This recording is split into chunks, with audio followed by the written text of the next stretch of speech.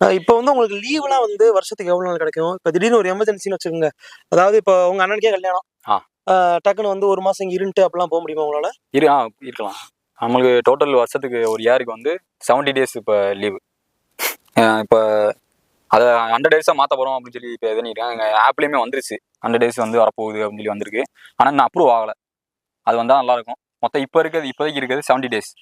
நம்ம 70 நாள் வந்து லீவ் எடுத்துக்கலாம். எமர்ஜென்சி லீவ் அப்படின்னு நீங்கள் சொல்கிறீங்க. அந்த 70 நாளுக்குள்ளே எல்லாமே அடங்கும். நம்ம எமர்ஜென்சியாக போகணும் அப்படின்னாலும் அந்த 70 நாளுக்குள்ளே அடங்கும். நம்ம நார்மலாக இப்போ வந்து நம்ம ஃபங்க்ஷன் ஒன்று அந்த தீபாவளி வர்றோம், எப்பயாச்சும் வருஷத்துக்கு ஒரு வாட்டி வந்துட்டு போகணும்னு நினைப்போம். வேலை எவ்வளோ ப்ரெஷராக இருந்தாலும் அவங்க வந்துட்டு போனால் தான் கொஞ்சம் ப்ரெஷர் இல்லாமல் இருக்கும். அந்த மாதிரி நினைப்போம். அப்படி இருந்தாலும் அந்த 70 நாளுக்குள்ள தான் நம்ம லீவ் எடுக்கணும். இப்போ ஏதாச்சும் திடீர்னு ரொம்ப அந்த 70 நாளுமே முடிஞ்சு போச்சு, நம்ம லீவ் வந்து ஃபுல்லாக அந்த வருஷத்துக்கு முடியறதுக்குள்ள நம்ம எடுத்துட்டோம். இயர் ரெண்டுலாம் நம்மளுக்கு ஒரு எமர்ஜென்சி, ரொம்ப எமர்ஜென்சினா யாராச்சும் இறந்து போயிட்டாங்க அப்படின்னு வச்சுக்கோங்க. யாராச்சும் இறந்து போயிட்டாங்க, அந்த வந்து நம்ம லீவ் இல்லை. ஆனால் எப்படி எடுக்கிறதுனா கண்டிப்பாக நம்ம கொடுப்பாங்க. இந்த மாதிரி டெட்டு அப்படின்னு சொல்லிட்டோம்னாலே சிஆர்பிஎஃப் பொறுத்தளவு எதுவுமே நிப்பாட்ட மாட்டாங்க. நீ என்ன வேலையா இருந்தாலும் பரவாயில்ல, எத்தனை நாள் லீவ் வேணும் அந்த அத்தனை நாள் லீவ் எடுத்துட்டு போயிட்டு அதை முடிச்சுட்டு ரிலாக்ஸ் ஆகிட்டு நீங்க வா. மென்டல் ப்ரெஷர் இருக்காது ப்ரோ. மென்டல் ப்ரெஷர் இருக்காது. ஏதாவது நம்ம ஏதாச்சும் ரொம்ப அதிகமா பண்ணோம், நம்ம தமிழ்நாட்டோட குசும்பாங்க கொண்டு போய் காமிச்சோம், மதுரையோட குசும்பாங்க காமிச்சோம் அப்படின்னா மட்டும்தான் நம்மளுக்கு எதுவும் ஹெல்ப் பண்ண மாட்டாங்க. அங்க நம்ம அவங்க சொல்றத கேட்டு அவங்க சொல்றது ஃபுல்லாவும் கேட்கக்கூடாது, நம்ம மாட்டிக்குவோம். அவங்க சொல்றதையும் வச்சுக்கிட்டு நம்மளோட நாலேஜையும் வச்சு ஒன்று பண்ணி நம்ம சர்வே பண்ணணும் இந்த வேலையை பொறுத்தளவு. அப்படி இருந்தோம்னா நம்மளுக்கு நினைச்சது கிடைக்கும், அந்த லீவுன்றது எல்லாமே கிடைக்கும். ஓகே. இப்போ வந்து நீங்க ஒரு மைண்ட் ரிலாக்ஸேஷனுக்காண்டி லீவ் போட்டு 1 மாசம் வரீங்கன்னு வச்சுக்கோங்க. ஆமா. அந்த டைம்ல இங்க ஹாலிடேஸ் இருக்கும் பாத்தீங்களா? இப்ப பொங்கல் லீவு, தீபாவளி லீவு, புத்த பூர்ணிமா, இந்த மாதிரி ஒவ்வொரு கவர்மெண்ட் லீவ் வருதுன்னா இப்ப 30 நாள் லீவ் போட்டு வந்துருக்கீங்க. அந்த 30 நாள் அதுவும் சேருமா இல்ல அந்த டேவை கழிச்சுக்குவாங்களா? நாங்க அங்கேயே அப்ளை பண்ணிட்டு வருவோம். இப்போ எப்படின்னா இந்த டேட்ல இருந்து இந்த டேட்டுக்குள்ள நம்மளுக்கு ஃபோன் அப்ளை பண்ண லீவ் அப்ளை பண்றாங்க. அதுவே காமிச்சிரும். ஃபோன்ல வந்து 2 நாள் 3 நாள் காமிச்சிரும் என்னன்னைக்கு வந்து கவர்மெண்ட் லீவ் இருக்கு. அதெல்லாம் செலக்ட் பண்ண சொல்லுவோம். அதெல்லாம் நம்ம ஃபேவரான டேட்டை வந்து நம்ம செலக்ட் பண்ணிக்கிறோம். இப்போ புத்த பூர்ணிமா செலக்ட் பண்ணிக்கிறோம். ஏன்னா அது லீவ் எக்ஸ்டன் ஆகல. நடுவில் இந்த டேட்ல இருந்து இந்த டேட்டுக்குள்ள இந்த நடுவில் இருக்க டேட்ல வந்து நம்ம செலக்ட் பண்ணக்கூடாது. ஃபர்ஸ்ட் ஸ்டார்டிங்ல இருக்க டேட்டு ஏதாச்சும் ஒரு கவர்மெண்ட் லீவ் இருக்கா. அதுக்கப்புறம் அந்த வீக் ஸ்டார்ட் ஆகும் பார்த்தீங்களா, இந்த சண்டேல இருந்து ஸ்டார்ட் ஆகும் வீக். அந்த சண்டேல இருந்து ஸ்டார்ட் ஆகிறப்போ நம்மளுக்கு லீவ் இருக்கா, அந்த ஏதாவது கவர்மெண்ட் லீவ், முக்கியமான கவர்மெண்ட் லீவ் இருக்கா அப்படின்னு சொல்லி பார்த்தோம்னா இருந்துச்சுன்னா அதை செலக்ட் பண்ணிட்டு ஒரு 3 நாள் இருந்துச்சுன்னா 3 நாள் செலக்ட் பண்ணிட்டு அந்த 3 நாள் நம்ம எக்ஸ்ட்ரா கிடைக்கும். அது மட்டும் தான் ப்ரோ. Okay bro. இப்போ உங்க மேரேஜ் ஆயிடுச்சா? இல்ல ப்ரோ. சரி, ஓகே. இப்போ திடீர்னு உங்களுக்கு இன்னும் ஒரு 6 மாசம் கழிச்சு மேரேஜ் நடக்குன்னு வச்சுங்க. Okay bro. டக்குனு உங்க ஒய்ஃபை வந்து ஒர்க் பண்ற பிளேஸ் கூட்டி போய் அங்க அதெல்லாம் ஃபெசிலிட்டி எல்லாமே இருக்கு. ஆனா நம்ம இப்பதான் நம்மளுக்கு வேலை சேர்ந்துருக்கோம். ஓகே. ஒரு 3 வருஷம் ஆகணும் நம்மளுக்கு. நம்ம இப்ப கல்யாணம் பண்ற போறது இல்ல. கல்யாணம் பண்ணிட்டா நீங்க சொல்ற மாதிரி கல்யாணம் பண்ணிட்டா பக்கத்துல வச்சுக்கலாமா, இப்போ வச்சுக்க முடியாது. அவங்க ஒரு 2.5 வருஷம் வெயிட் பண்ணணும். 2.5 வருஷம் வெயிட் பண்ணாதான் நம்ம அடுத்த லொகேஷன் போறப்ப. இப்ப நாகாலாந்துல இருக்கேன். இங்க வந்து நான் பெர்மனண்டா நான் வேலை பார்க்க போறது. 3 வருஷம் நாங்க பெர்மனன்ட். அதுக்கப்புறம் தான் நான் வேற இடத்துக்கு டிரான்ஸ்ஃபர் கொடுப்பாங்க. டிரான்ஸ்ஃபர் கொடுக்குறப்ப அங்க லொகேஷன் எப்படி இருக்கு, கிளைமேட்லாம் எப்படி இருக்குன்னு நம்மளுக்கு செட் ஆகுதா, அவங்க வந்தா செட் ஆகுமா அப்படின்னு பார்த்துக்கிட்டு தான் நம்மளுக்கு இதுவும். அப்படி இல்லை நம்ம வந்து சென்னையில வந்து எப்பவுமே நம்ம வேற இடத்துல வேலை பார்த்தாலும் சென்னையில ஜிசி சென்டர்ல வந்து குவார்டர்ஸ் இருக்கு. அங்க நம்ம எடுத்து நம்ம அங்க தங்க வச்சுக்கலாம். குவார்டர்ஸ்ல நம்ம ஊர்ல இருக்க இந்த பழக்க வழக்கங்கள் பிடிக்கல அப்படின்னா நம்ம சென்னையில வந்து குவார்டர்ஸ் எடுத்து நான் எங்க வேலை பார்த்தாலும் சரி அங்க குவார்டர்ஸ் எடுத்து நம்ம குவார்டர்ஸ் கொடுத்துருவாங்க. அந்த குவார்டர்ஸ் நம்ம தங்க வச்சுக்கலாம். ஃபேமிலி எத்தனை பேர் இருந்தாலும் அத்தனை பேரை தங்க வச்சுக்கலாம். அவ்வளவு பெரிய ஃபெசிலிட்டிஸ் இருக்குங்க. இப்போ டிரான்ஸ்ஃபர்ங்கிறது வந்து நீங்க விருப்பப்பட்டு நான் இந்த ஊர் போறேன், இந்த லொகேஷன் போறேன்னு கேட்டு வாங்குறதா இல்ல அவங்களே ஒதுக்குவாங்களா? அவங்க வந்து நம்மளுக்கு ஒரு 3 ஆப்ஷன் 4 ஆப்ஷன் கொடுப்பாங்க. இப்போ ஃபர்ஸ்ட் நம்மளுக்கு வந்து போடுறது அவங்க தான் போட்டாங்க. அது எப்படி போட்டாங்கன்னு தெரியல. அடுத்து நம்ம பெர்ஃபார்மன்ஸை பார்த்து இப்போ வந்து நம்ம நல்லா பெர்ஃபார்மன்ஸ் பண்ணியிருக்கோம் நம்ம கேட்குற இடத்துக்கு அப்படின்னா ஏன்னா ஃபர்ஸ்ட் இருக்க நம்ம கேட்க முடியாது.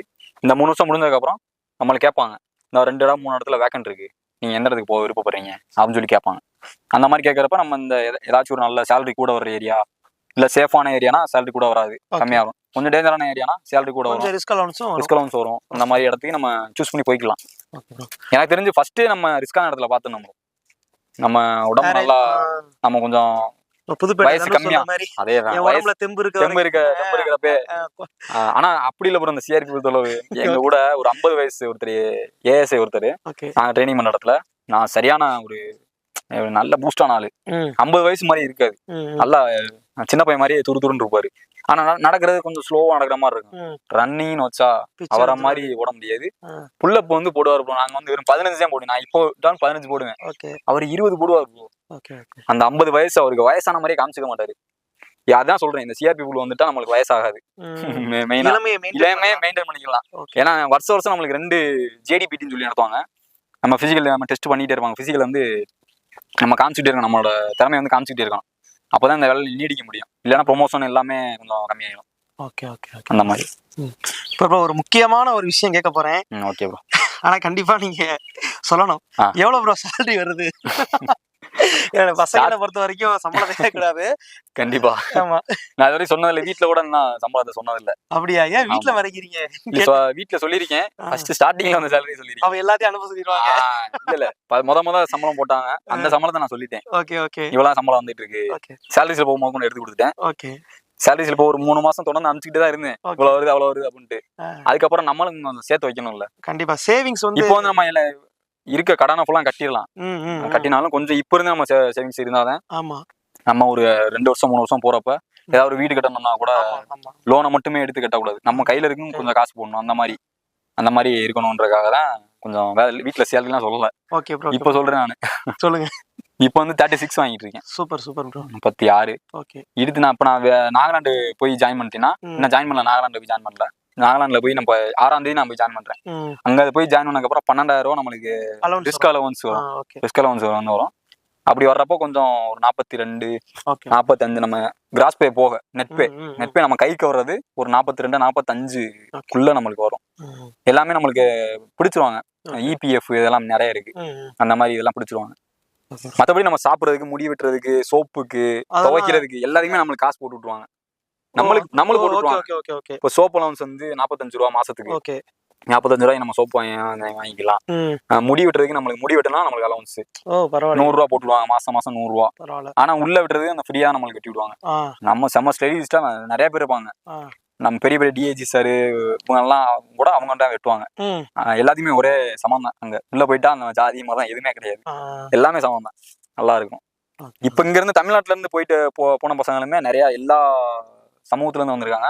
இது வரைக்கும் நாங்க எங்களுக்குள்ள நாங்க நீ என்ன வேறுபாடு அந்த மாதிரி எதுவுமே நாங்க கேட்டுக்கவே மாட்டோம், கேட்டுக்க முடியாது. ஏன்னா தமிழ் ஒரே ஒரு ஜாதி, தமிழ், ஹிந்தி, தமிழ், இந்த ஒரு ஜாதி தான். அதுவுமே அங்க போயிட்டு ஒரு மாசம் 2 மாசம் போனதுக்கு அப்புறம் அந்த ஜாதி இல்லாம போச்சு. எல்லாம் இந்தியன் ஒரு ஜாதி வந்துருச்சு எங்களுக்கு. அந்த ஜாதி மட்டும் இருந்தா போதும்னு எங்களுக்கு இப்போ வரைக்கும் இருக்கு. இப்போ ஊருக்கு வந்துட்டுமே நான் எல்லா இடமே இப்ப பேச ஆரம்பிச்சிட்டேன். உள்ள அங்க போயிட்டு நாங்க பாக்குற வேலை அப்படி. இங்க வந்துட்டு நிறைய பேர் எங்க சித்தப்பா மையம் கூட சண்டை, என் சித்தப்பா கூட சண்டை போட்டுருந்தாங்க, வீட்டோட சண்டை போட்டுருந்தோம். இப்போ எங்க வீட்டுல பேசிக்கிற மாட்டாங்க, ஆனா நான் போய் பேசிட்டேன். ஏன்னா எல்லாருமே வேணும் எனக்கு. கண்டிப்பா ஏன்னா இப்போ இருக்க மைண்ட் செட்ல வந்து எல்லாருமே எனக்கு வேணும், கண்டிப்பா வேணும் எனக்கு. இந்த பையன் அந்த ஜாதி இந்த ஜாதி இதெல்லாம் கிடையாது. எனக்கு எல்லாருமே பேசணும், எல்லாருமே நல்லா இருக்கணும், எல்லாருமே சகஜமா இருக்கணும் அப்படின்ற மாதிரி நான் எனக்கு மைண்ட் செட் வந்துருச்சு ப்ரோ. இப்போ நீங்க ஒர்க் இருக்குல்ல, இப்போ இந்த ஒர்க்ல இருந்து வேற எக்ஸாமுக்கு படிக்கிறதுக்குலாம் டைம் இருக்குமா? டைம் கொஞ்சம் கம்மியா தான் ப்ரோ கிடைக்கும் இப்போ நம்ம வேலை பார்க்கறதுல. ஆனா நம்மளுக்கு ரெஸ்ட் நல்லா கிடைக்கும். ரெஸ்ட் டயத்துல நம்ம அதை ஒதுக்கி தான் நம்ம எடுக்கிற மாதிரி இருக்கும், படிக்கிற மாதிரி இருக்கும். இப்போ எப்படின்னா ஒரு நாள் டியூட்டி வருது, ஃபுல்லா டியூட்டி வருது அப்படின்னா அப்படி ஒரு 2 நாள் நம்மளுக்கு எந்த டியூட்டியுமே இருக்காது. சும்மா மார்க்கால் அட்டன் பண்ணோம், ரவுண்டுக்கு போய் நம்ம ஓடலாம், நம்ம விருப்பம் தான். ட்ரைனிங் முடிச்சதுக்கு அப்புறம் எல்லாமே நம்ம விருப்பம் தான். நம்ம உடம்ப ஃபிட்டா வச்சுக்கிறது, வைக்காது, படிக்கிறது படிக்காது எல்லாமே எல்லா டைமும் நல்லா கிடைக்கும். எங்க வேலையை பொறுத்தவரை டைம் நல்லா கிடைக்கும்.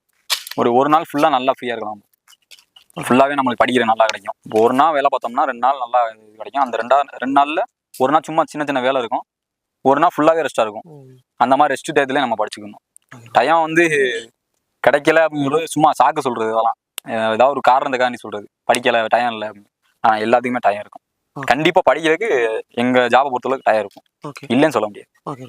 இப்போ சிஆர்பிஎஃப்ல ஹையர் அஃபீஷியல் இருப்பாங்களா, அது என்ன போஸ்டிங், என்ன கேடர்ல? ஹையர் அஃபீஷியல்னா அது இப்போ ஐஜி இருக்காங்க. ஆனா எங்களுக்கு வந்து நம்ம டேரக்டா நாங்க டேரக்டா எப்பவுமே எங்க கூட ஹையர் அஃபீஷியல் இருப்பாங்கன்னா டிஐஜி தான் இருப்பாங்க. டிஐஜி கமாண்டன்ட், சிஓன்னு சொல்லுவாங்க, கமாண்டன்ட். அவங்க 2 தான் எங்க கூட இருப்பாங்க. இப்போ நீங்க வந்து சிஆர்பிஎஃப்ல கான்ஸ்டபிள்? ஆமா, கான்ஸ்டபிள். உங்களுக்கு அடுத்து அப்படியே ஒவ்வொரு ஸ்டெப்பா சொல்றீங்களா, அடுத்து என்னென்ன போஸ்டிங் இருக்குன்னு? கான்ஸ்டபிள், அப்புறம் ஹெட் கான்ஸ்டபிள், ஹவில்தார்னு சொல்லுவாங்க, ஹவில்தார். அதுக்கப்புறம் ஏஎஸ்ஐ, ஹவில்தாருக்கு அப்புறம் ஏஎஸ்ஐ, அதுக்கப்புறம் எஸ்ஐ, அதுக்கப்புறம் இன்ஸ்பெக்டர், அதுக்கப்புறம் எப்படி சொல்றது, இன்ஸ்பெக்டருக்கு அப்புறம் ஏசி, அசிஸ்டன்ட் கமாண்டன்ட், அதுக்கப்புறம் அசிஸ்டன்ட் கமாண்டருக்கு அப்புறம் சிஓ கமாண்டன்ட், அதுக்கப்புறம் டிஐஜி, அப்புறம் ஐஜி, அப்படியே போயிட்டே இருக்கும். Okay okay bro. அப்புறம் இன்னொரு விஷயம் ஒன்று கேட்கணும்னு யோசிச்சேன்.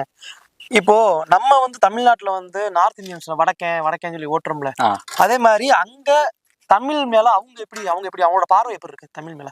அது ஒரு லாங்குவேஜை கஷ்டமா நினைப்பாங்க அவங்க. இவ்வளவு பெரிய லாங்குவேஜ் நீங்க எப்படி பேசுறீங்க?